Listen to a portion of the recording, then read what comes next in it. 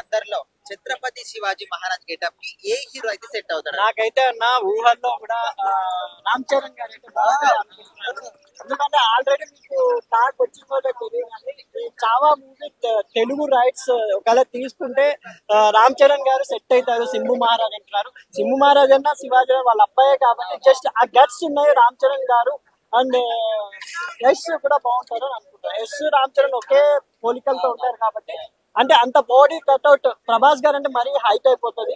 Just Shivaji గారు అంటే రామ్ చరణ్ అని ఊహించుకుంటున్నాం అంటే అంటే ఇప్పుడు ఈ మధ్య కాలంలో ఇట్లాంటి సినిమాలకు ఎక్కువ ఆదరణ వస్తుంది. మన రియాల నరసింహారెడ్డి ఆ సినిమా చూడొచ్చు.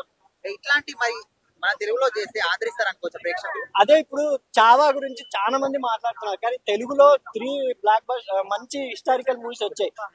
సైరా నరసింహారెడ్డి ఒకటి వచ్చింది, రుద్రమ్మదేవి ఒకటి వచ్చింది. ఈ సినిమాలను ఎవరు ఆదరించలేకపోయారు.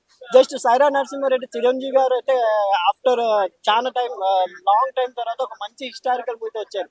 సినిమా కూడా చాలా బాగుంది. జస్ట్ ఎక్కడో కొంచెం బోరింగ్ ఉందని చెప్పి దాంట్లో కూడా సేమ్ హెడ్ కట్ చేస్తారు. సేమ్ అలా అది కూడా మన కర్నూలు రాయలసీమ జిల్లా జరిగిన రియల్ స్టోరీ ఉయ్యాలవాడ నరసింహారెడ్డి. కానీ సైరా నరసింహారెడ్డి కూడా జస్ట్ పాన్ ఇండియా ఓన్లీ తెలుగులోనే ఆదరించారు, వేరే చోట ఆదరించారు. కానీ జస్ట్ ఏంటంటే ఇక్కడ క్రేజ్ శివాజీ మహారాజ్ కి మొత్తం ఇండియా క్రేజ్ ఉంది కాబట్టి సింబు మహారాజ్ గురించి కూడా అది కూడా చాలా హిస్టారికల్ గా మూవీ చూపించారు. అది కాకుండా ఇక్కడ మెయిన్ ఏంటంటే యాక్టర్ మన విక్కీ కౌశల్ యాక్టింగ్ లో కూడా దమ్ము ఉంది.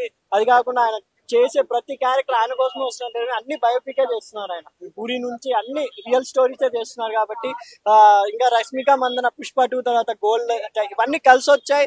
ఏఆర్ రెహమాన్ మ్యూజిక్ ఇవన్నీ కలిసి వచ్చాయి కూడా సినిమాని బ్యాక్గ్రౌండ్ మ్యూజిక్ తో సహా లేపి చిన్న మెయిన్ ఏంటంటే మీరు ఆఫ్టర్ గేమ్ చేంజర్ తర్వాత చాలా మంది చిన్న పిల్లలను కూడా చూపిస్తున్నారు ఈ సింబు మహారాజు స్టోరీ కాబట్టి హిస్టారికల్ ని ఇప్పుడు ఆదరిస్తే దీన్ని బట్టి తెలుగులో కూడా ఇంకా చాలా హిస్టారికల్ మూవీస్ రావచ్చు అని నా అభిప్రాయం.